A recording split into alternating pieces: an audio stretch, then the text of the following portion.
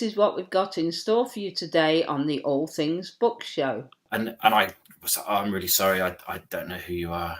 And he said, "Oh well, I'm Chris Ryan," and I must have just gone like blank, and I was like, "The Chris Ryan," and he sort of went, "I guess so, yeah, I'm the Chris Ryan."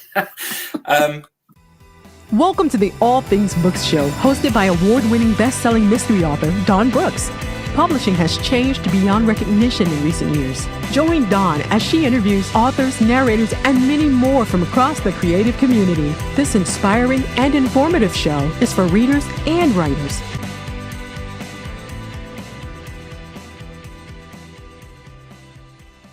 Hello and welcome to this episode of the All Things Book Show. And today on the show, I've got James D. Mortain, who is an ex-CID officer. So I think we'll have a very interesting interview. I'll bring him in now. Hello, James. Hi, Dawn. How you doing? Yeah, all right, thank you. Nice to have you on the show. James and I met down in Bristol at Crime Fest back in May. So we were on a panel together, moderated by the wonderful Zoe Sharp. So that was a lot of fun. I'm just going to introduce you briefly, James, and then we'll get straight into the interview. And it'll be all down to you. So James is a former CID detective with over 20 years of experience working in the criminal justice system, both on the front line and in the court services. James' first-hand insight into the criminal world makes for fast-paced, compelling mysteries with realistic characters and intricate plot twists. James began writing in 2012, following a chance encounter in a Bath bar with Bath or Bath, depends how you say it, with an SAS, Bath, yeah. If you're from the north, it's Bath. With SAS veteran, TV personality and author Chris Ryan. Oh, I'd like to hear a bit about that. Originally from Bath himself, James now lives on the west coast of England in the beautiful North Devon with a young family, crazy dog, 2 gerbils and countless tropical fish. I don't know where to start, with the tropical fish or with Chris Ryan. I think we'll start with Chris Ryan. Yeah. So what happened? You were in a bar? I had recently moved to North Devon, having left the police about a month before, and I was feeling homesick. So I'd arranged to meet up with my old uniform friends that I'd worked with, 5 or so years prior to that. And we had a great night, and it was coming towards the end of the evening, and I just got chatting to a chap who was standing next to me at the bar, or rather, he was sitting down, I was standing next to him. And we were chatting for quite some time. I didn't have a clue who I was talking to, but he had a very strong Geordie accent, and using my detective skills, I said, "You're not from Bath, are you?" And the conversation kind of grew from there. He then told me that he was in Bath for a book signing or a book signing event, and so I naively said, "Oh, who was that?" You know, that's there's a place called Toppings in Bath, which is a fantastic independent bookshop, and they do some brilliant author events there. So I anticipated that he'd been there seeing some sort of author event, and he said, "Well, actually, it was mine." And I was, "I'm really sorry, I don't know who you are." And he said, "Oh well, I'm Chris Ryan," and I must have just gone like blank, and I was like, "The Chris Ryan," and he sort of went, "I guess so, yeah, I'm the Chris Ryan." So the conversation just changed. Obviously, I was fascinated by his background and everything like that, but he also seemed quite interested in mine. And then he put this idea in my head that I had a working knowledge of crime that a lot of crime fiction writers would kill for. And he said, "Why don't you give it a go?" And my initial reaction was to laugh, because I'd never considered it. But I came home next day very excitedly told my wife about my encounter with Chris, the legendary Chris Ryan, and what he said. And to my surprise, she said, "Yeah, give it a go." And that afternoon, I opened the laptop and away I went. And I'd never given it any thought prior to that. Literally, just like that. Just like that. Yeah, without having a clue what I was doing. I didn't know anything about the publishing world. I didn't know if I could write a story, but I was doing nothing else at the time. I was struggling to find a job. So I was out of work. What else am I going to do? So it was meant to be, as they say. It was one of those moments. You'd left the force by then, had you? Retired from the force, or just I left early. Yeah. We were living in Bath. We had always discussed about retiring to North Devon, which is where mother-in-law was living. We visited the area a lot and we really liked it, being by the coast. And then a sequence of events in family basically gave us a sort of change of lifestyle moment where my dad died suddenly in the November of 2011, and my daughter was born on Christmas Day, and it was a real mixture of emotions and happy and my wife and I both kind of went, well, what's life all about? I was working a lot in CID.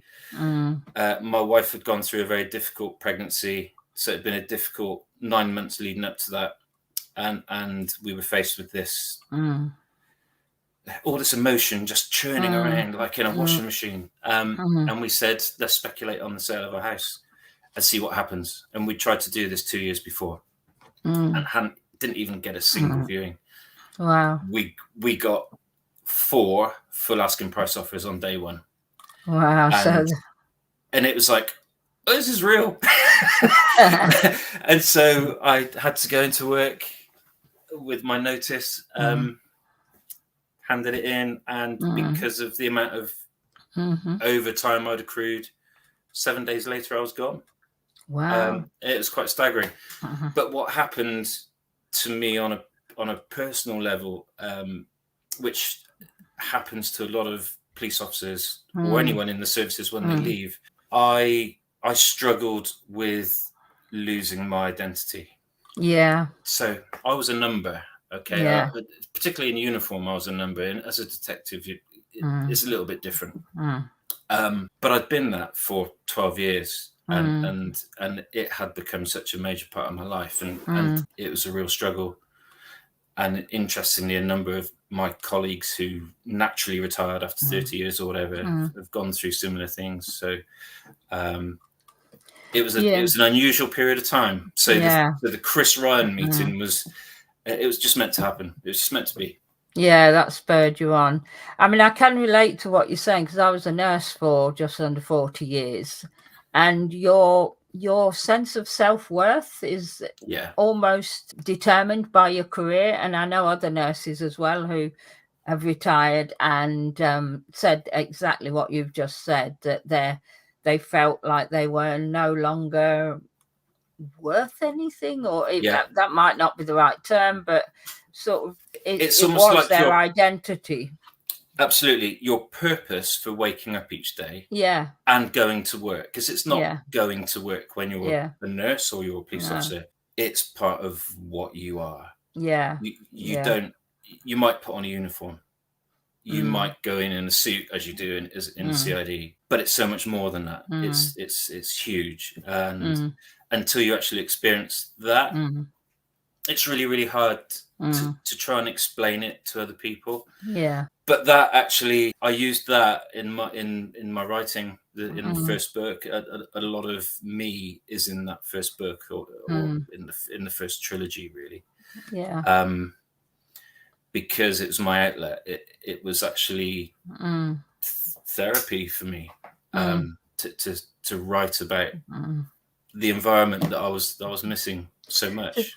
So did you ever, out of interest, send Chris Ryan a copy of your manuscript when you'd written it and said, hey, you inspired me to write this?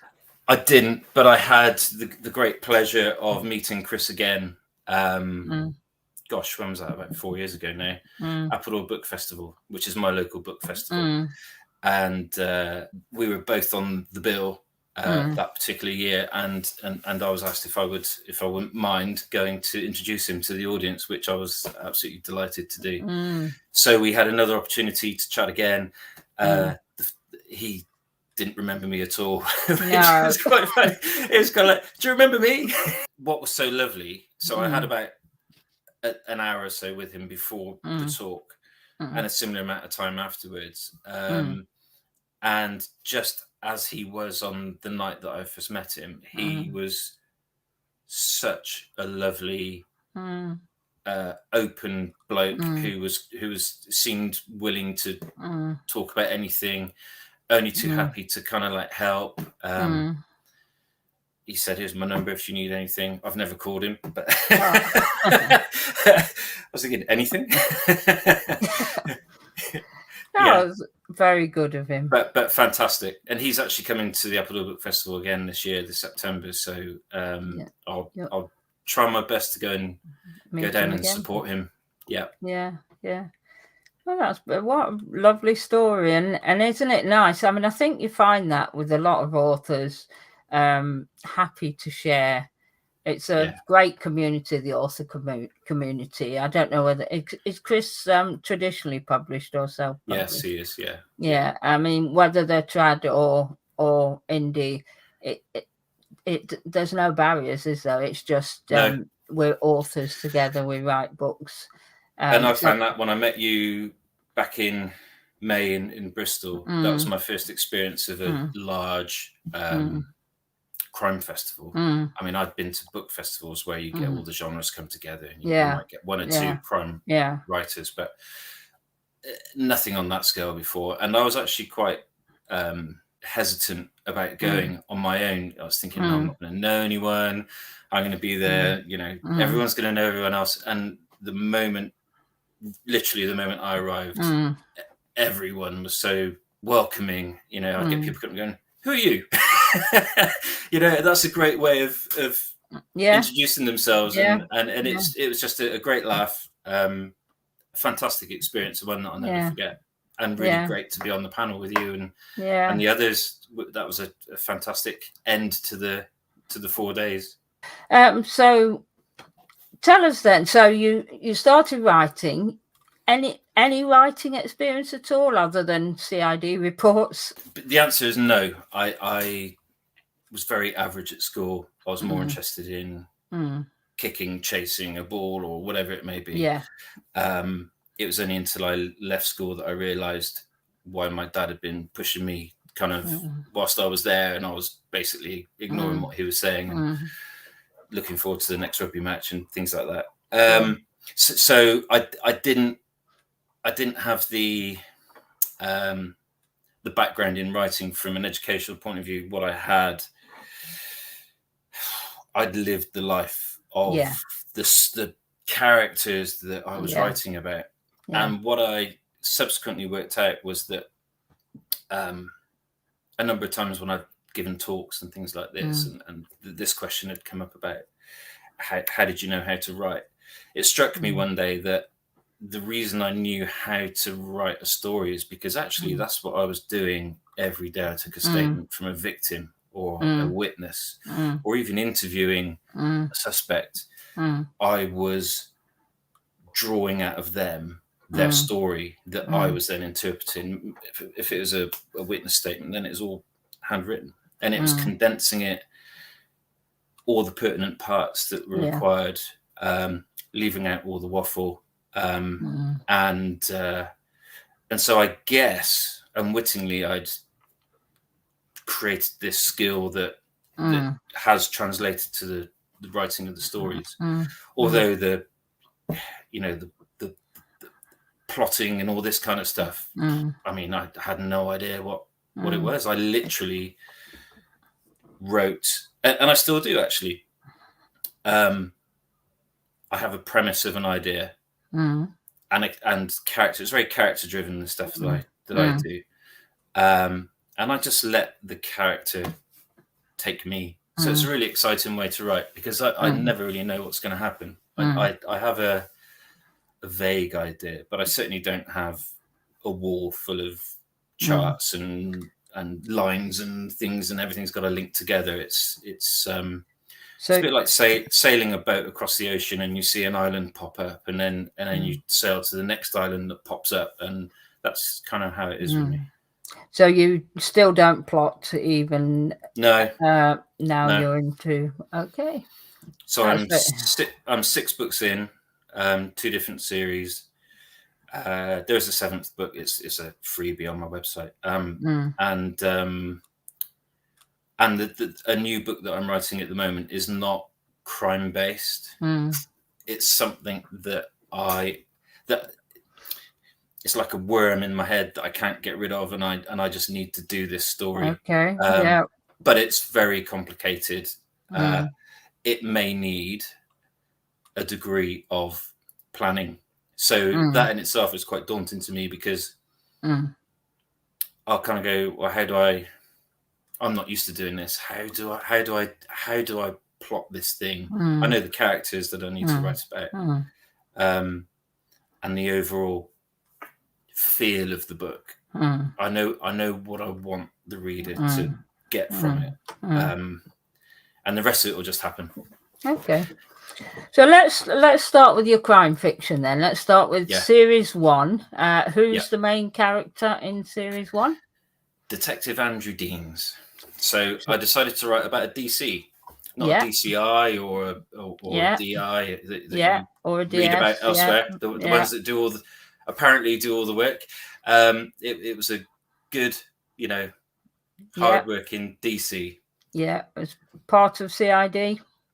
Part of CID. In a station that I created in Bath, but I modelled it on my old station in Bath that actually was sold a few years after I left. So it's no longer there. So it was also quite nice for me to do that, not just for me, but actually my old colleagues who thankfully have enjoyed the books. That I think it's nice to keep that going in some way. So tell us then about Detective Dean. He's a very sensitive soul. He's a very sensitive and he's detective. Based on you. I was once told that I was too sensitive to be a detective. Okay. By my DS, and I have to disagree. I think you can't. I don't think you can be too sensitive. I think it's good to have a balance of characters sitting around the table, because ultimately you're all working. Although you as an individual have a workload, you work collectively, and we've all got strengths and weaknesses. But yeah, so my detective, because I didn't know what I was doing when I started to write about him, I wanted to model him. I wanted to visualize a character. So I actually thought of one of my old DIs, who was a guy that I really liked, and I thought, I'd quite like to write about.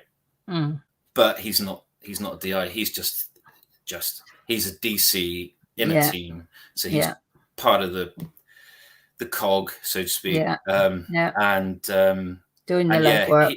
He goes through a lot of trouble in his home life, and we're not. It's again a bit different from some crime fiction out there. He's not a hard drinking detective.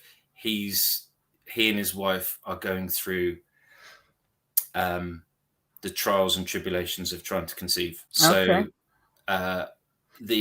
what I write about is the impact that has on both parties. So the Detective Dean's always at work, but his wife is,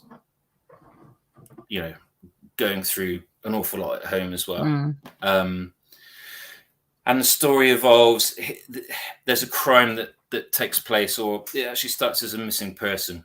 And missing persons, it's not unusual to have a log on the screen, which is a missing person. And quite often there's very good reason why they're not there, and they turn up and there's no worries. And every now and again, they turn out to be a high risk missing person. which by the nature of it goes to CID a lot of the time. At least it did in my station. I mean, I've not been a police officer for 10 years now. Things may be different, but it'd be interesting to have this job that they're kind of dismissive of in a way. They've got to do the job, but it's low level stuff compared to the other things that they're investigating. And it develops and it takes Deans away to North Devon. So it was something again that I knew all about. Being a Bath boy away from home in a different environment. And it's about how perhaps he wasn't well received when he first arrived, and the difficulties that in itself brings. And then it takes, quite unusually, a supernatural twist. So I was thinking I could write a straight crime story. That's fine. You know, bread and butter I can do for this. you. Yeah. But I remember Chris Ryan telling me, write about something that you're also going to be interested in. So going back a little ways, when I met my wife, I also met her friend Barbara.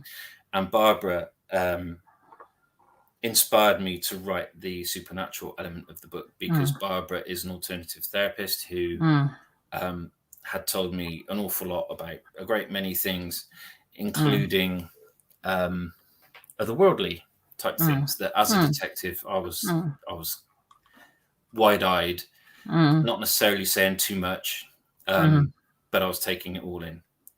And so I thought, it'd be great fun to introduce this into my book, because I didn't know anyone was going to read this book. It could have just been something that sat on my computer for another 15 years, and then my daughter might be able to read it one day. So the supernatural element, does that feature in all of that series now, or just that one book? The trilogy. Yeah, that was the other thing. Again, because once I didn't know what you I go was down that road, you have to stick with it, don't you? Absolutely. And it actually became, it's very useful that I did that, because when I started writing the story, it wasn't until I was like 120,000 words in, and I thought, I've still got quite a lot to say. I need to break this up. So after I decided that it was going to become a two-parter, and then as I'm going through book 2, it was obvious that it had more legs. So it became a trilogy. In retrospect, I would never advise anyone writing a book for the first time to do a trilogy. But yeah, this supernatural element was the main thread of the book, and a character, Denise Moon, this wonderful character that a lot of readers they've really enjoyed it. And the interesting thing is that a lot of straight crime readers, so people who wouldn't otherwise think otherwise, would look at this book otherwise, have told me they've really, really enjoyed it. And on the flip side, people that like paranormal stuff or supernatural stuff also enjoyed it, who wouldn't normally read crime. So it's worked out really well in that respect. And from the geographical sense of the setting of North Devon, I was able to feed into the plot in book 3 the Viking history of North Devon. So there's a bit of Viking history and stuff like that, and sort of cultism and all this kind of stuff that's thrown into the mix as well. And it just all worked for me at the time. Again, without plotting it at any great length. And how do you market that? Because obviously some hardened crime readers are going to be quite critical, I would have thought, as well as complimentary, and some paranormal readers. Do you market as paranormal crime, or do you market it as a thriller? It's a good question, because if I was writing to market, I wouldn't write anything like that, because it does cross these genre boundaries that which is fine. I actually quite like it when I read the book and it crosses different genres. Again, it keeps it interesting, but for the reader who just wants to read crime, they might turn around and go, what's this all about? Creaking floorboards and the like. I guess what I do, because I only advertise through Amazon at the moment, and I've tried various different ways of advertising, but for budgetary reasons, I've not been able to expand too much. But I guess psychic suspense is one of the big categories that I do well in. Yeah. So do your covers scream psychic suspense, or do they scream thriller? I'll show you. That's the best way. So this is the cover of the first one. Oops. So this got like a ghostly sort of face at the top there. Yeah, it does. Yeah. What it doesn't have, and again, because I've not only learnt to write stories myself, I've completely absorbed myself in the publishing world, and so I understand a lot more about book covers. This one was actually professionally done. Fantastic book cover designer who then that was the second one. So again, we've got the same sort of thread with the face. Yeah. And then the third one, which is again, that's a bit more horror kind of recovery. Yeah. And in fact, the amazing Peter James saw the cover of Stormlog, the first one, and he went, "Oh, what a great cover!" So, I mean, you don't get better than that. With it being a trilogy, I take it you can't read them as standalones. You have to read all three. I think you need to read all three. Do they end on a cliffhanger, each one? The first one most certainly did, and I say did. I listened to feedback from primarily the American market. Yeah, they don't like it, do they? No.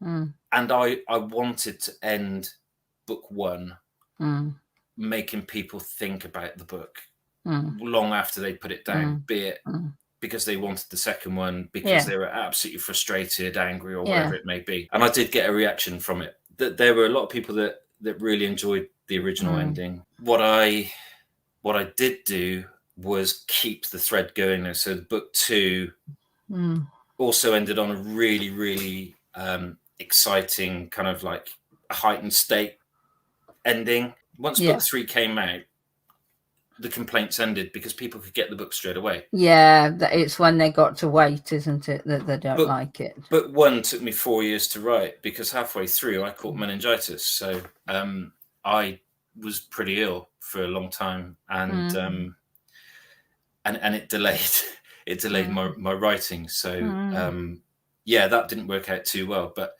as soon as the three came out, then everyone's got it, and the box set actually. So I created a digital box set, and for a long time, it really surprised me. That was my bestseller by a long way, and it was really the most expensive of the products that I had, and I couldn't quite work it out. And I think it's just because everything was there, all in one little neat package. Yeah, and you get your readers who like to read book after book after book and there's a lot of them out there, aren't there? Tell me about who's the character in the new series, and is that more mainstream thriller? Yeah, totally. Yeah, I created this new character called D.I. Robert Chilcott, based in Bristol. So again, it was an area that I knew well, and he's an altogether different character to Dean's. If Dean's is kind of like closer to how I was, then Chilcott is the kind of cop I wanted to be, and I never allowed myself, because he upsets too many people, and he's a bit of a gnarly old maverick of a detective. Yeah, Frost-like. Yeah, and I had a lot of fun. Writing about him. He was, and I think that's the key thing. If you enjoy what you do, then I think it comes across. And has that series been more successful than the first? Although a lot of authors find the more they write, the better they get, so the more successful they become anyway. But book one particularly, Dead Ringer. I'll show you the cover of that one. So that's the book one of the new series. I knew when it was going well when Amazon were going out of their way to advertise it without me having to pay them. Always a good sign, yeah. It is always a good sign, yeah. So it shows that you're doing something right. And then because of COVID and all the rest of it, the second book came out right in the middle of that in 2021. I haven't yet had an event where I've promoted that at all. So it feels a bit odd. Whereas with the first series, I was doing lots of events and library talks, and I had the books and going, "Hey, this is the book, and this is what it's all about." I haven't had an opportunity to do that with the second series. So it's all been done digitally. It's all been done online.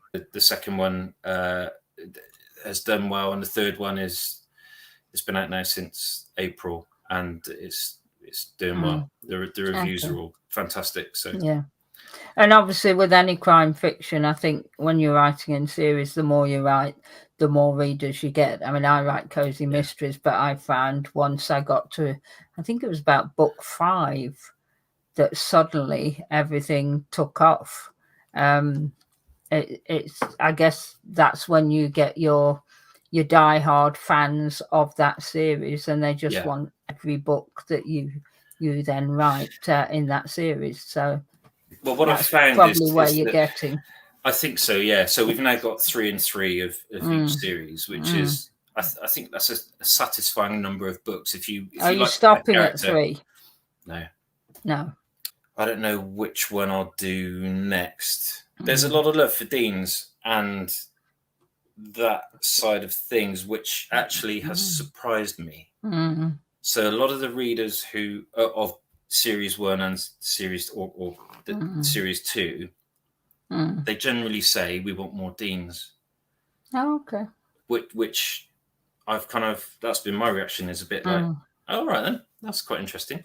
I knew that prior to writing the third one, so I've put a little surprise in the third one for readers. Okay. So I bring together both characters, and okay, they meet.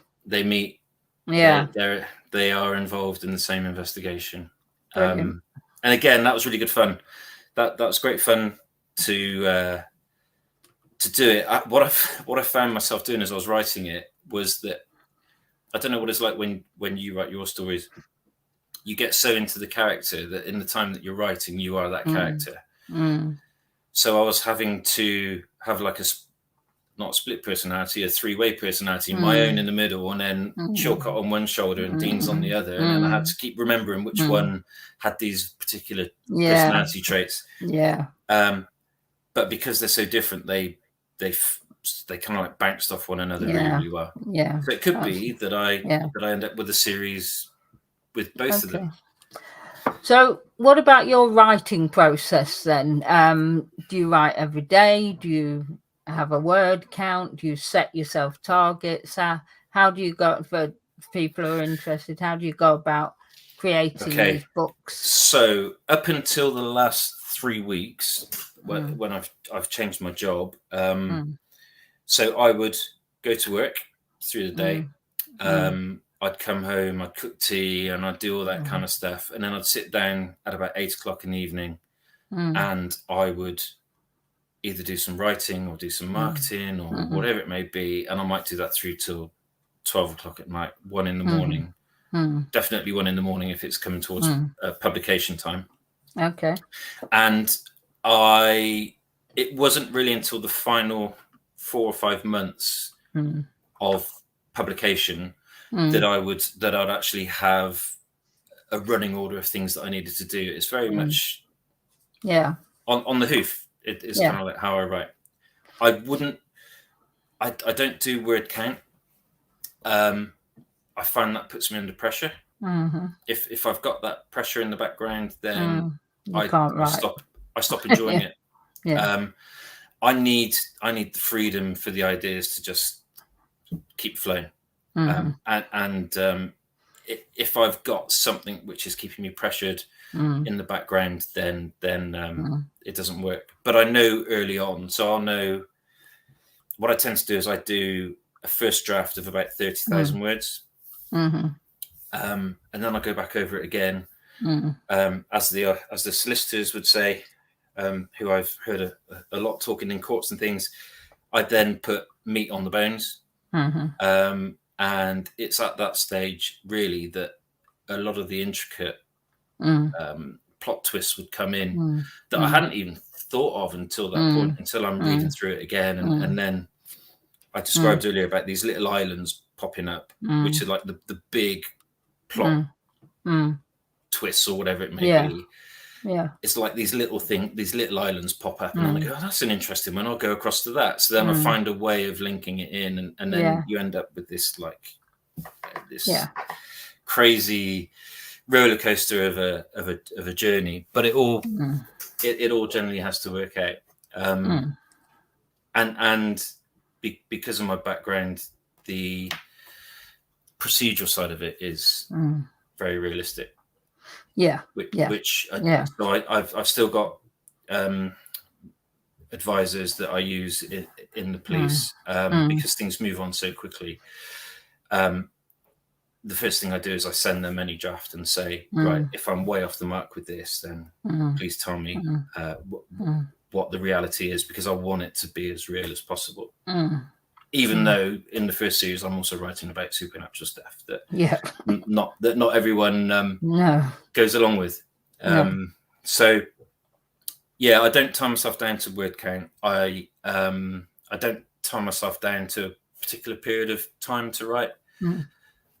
I just know, and again quite early on, so I'll know in, let's say, September that the book's going to come out in May. And do you put it on pre-order then, or do you launch in May? I've tried both methods really. And which works for you?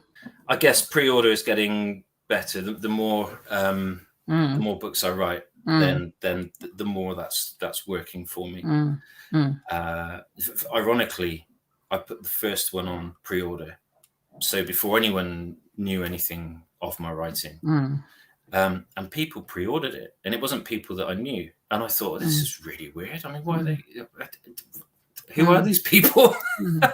And it's an amazing feeling. I remember back, it was 2016 when that came out, when you get your first American reader, you get your first Australian reader, and then reviewer, and then they like it, and then this, that, and the other, and that's an incredible, incredible feeling. It really is immensely satisfying. And it's a powerful, I mean, digital book.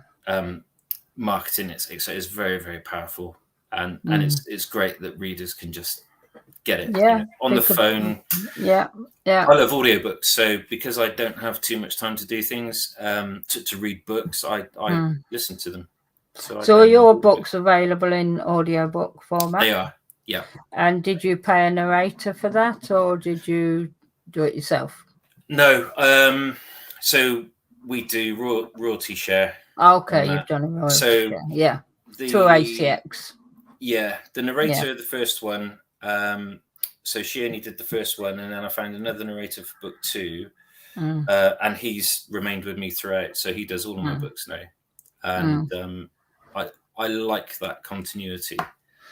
As do readers, don't they? Because when they're listening to an audiobook, they really, I mean, my audiobooks, they do like the same narrator. I mean, I luckily have got the same narrator throughout each series that I have. I have one narrator for one and another for another, and etc. I did toy with the idea of getting a different narrator for the second series, just to break it up a bit, but it was working so well that I thought, why kind of if it broken.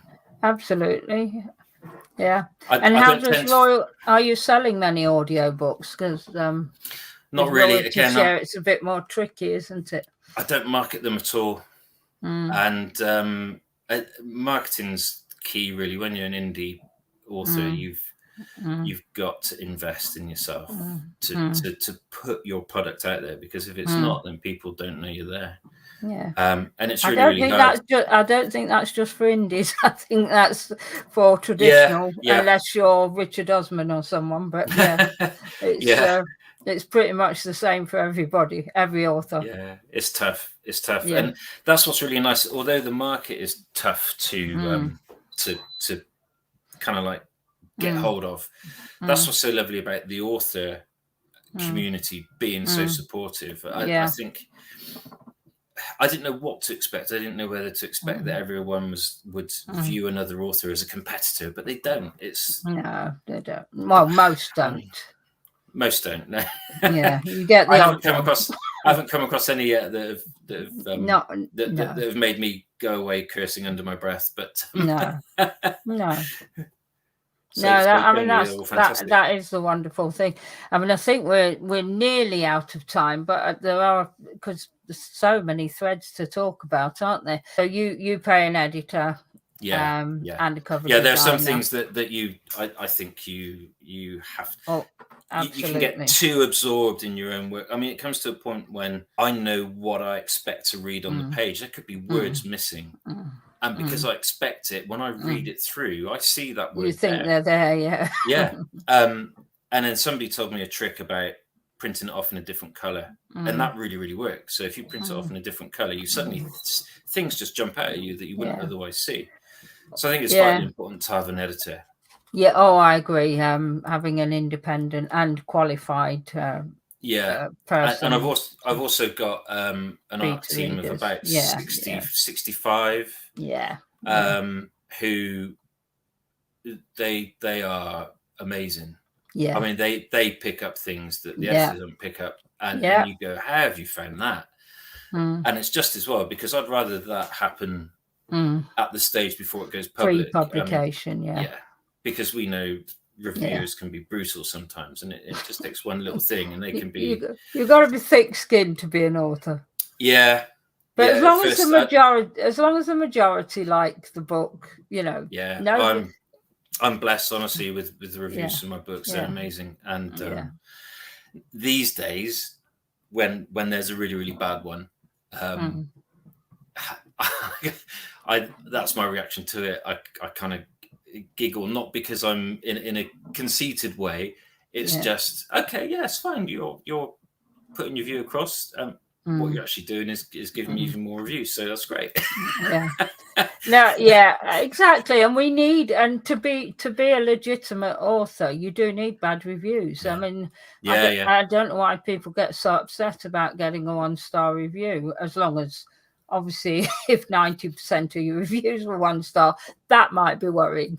But when it's just 2 to 5%, I think that's okay. I read books that are trending and I don't like them. I don't leave 1-star reviews because I'm an author and I know how hard working authors are. But if I were to leave a review on some even famous books, it would be a 1-star. But I would never do that because... But I still think that we need them. And occasionally, reviewers are absolutely correct in pointing something out that you've made an error of, and you can correct that in the future books. As in with book 1, when I had the humdinger of a cliffhanger. I was listening to the reviews, particularly from the American market, and so I made that change. So. I don't know. I'm like you. I wouldn't go out of my way to leave a 1 or even a 2-star review on anything. If I didn't enjoy it, I'd either stop it. Before I wouldn't get to the end. What amazes me is when they read the whole book and then they leave one, and I think, why did you even finish the book? I wouldn't have finished the book. I'd have stopped after chapter 2 or something. Or on the flip side of that, they give a 1-star review and they say, and this isn't one of my books, by the way, I only got 20 pages in, and they give a 1-star review and you think, well, how do you know what happened after 20 pages? Actually, I had a few, because in my first book, my first cozy mystery, which is actually could have been better written, and I'll be the first one to admit that. But one of the things that happens in that is you think that you know who the killer is. And I had one particularly slating review, and this is so boring. I knew the killer by halfway through, so I stopped reading. And I thought, well, then you didn't know who the killer was because you don't know until right at the end. Yeah. And you were meant to think that was the killer. So yeah. Some people. I've got one a bit like that as well. Yeah. People. I think it's an interesting point actually, because I know. I mean, I've done it a number of times. I've looked back at book one in particular. If I had the time, I would rip it to shreds and re-edit it and improve it. But a bit of me is going, leave it well alone, because I was never intended to be a writer. This is that's my part of my journey. That's part of my history. So why would I go and change something? And it's got by far the most reviews out of any of my books. And it's not a bit of coal, but it could be polished so much more. But that's only because I've learnt so much in the period of time that I've been writing. You develop as a writer, I think. And I could do that with my first book, but to be honest, it still sells really well, and people go on to read the whole series. So I think, okay, it has got its faults, but most people are willing to overlook those faults. And actually, for the people who hate it, I think, well, I don't want you to read the rest of the series because you're probably not invested in the characters anyway. And we all, no author, no matter how good they are or bad they are, is going to have 100% positive reviews. And that's the and no product that anybody sells is going to have. And it'd also be very conceited of any author to think that every reader is going to enjoy their book, because that's simply not going to be the case. Of course. And there are so many people out there that read books or listen to audio books or whatever it may be, that that's absolutely fine. If you don't like the sound of it, then great. Somebody will. And I think that's the healthiest way to look at it from an author point of view, because I mean, I spent my early days at just every day looking at the Amazon chart, not the chart position, but the sales page, and just becoming obsessed with it. And then double or second guessing myself when there'd be a day when nothing sold, and you go, what's wrong? What's happened to it? And the reality is, it's just the way. It's just the way of the market. And actually, if you go on and write the next book and the next book and the next book, you soon find that that you get regular sales. Because I think, as with anything, when you're starting a new business, you don't expect that business to suddenly take off without any marketing or effort. And it's the same being an author, whether you're traditionally... Okay, so for some traditionally published, they get a bit of marketing budget behind them, but not all of them. I always say it's a marathon, not a sprint. I'm still very much, I think I'm still very much on the training ground and trying to figure out what's going to work. I think that sort of conveniently brings us to an end. So where can people find you, and where can they find your books? Obviously on Amazon and all. My website is www.jamesdmortain.com. I'm on Amazon, James D. Mortain, where you'll find all the two series. I'm on Audible, and where else am I? I'm on social media, James D. Mortain on Facebook, and Twitter and Instagram. Okay. I think that's enough. Okay. Yeah, that's enough. I'll put those links in the chat below. So I just want to say thank you before I finish off the show. Thank you for joining me today and for having a chat about your work and your writing life. Thanks, James. Thanks, Dawn. Thanks for having me on. It's been great to have you on the show. It's been really enjoyable. Thank you. So that was an interesting author. Can you believe it? Just a random chat with Chris Ryan, of all people, set James on a totally new career pathway. And you can get James's books, and I'm sure they're a great read. as we've said, on Amazon. If you've enjoyed this interview, please like it, subscribe to the show, and you'll get reminders of when the next episode is out. But for now, thanks for listening to the All Books Show. It's been a pleasure. See you in the next episode.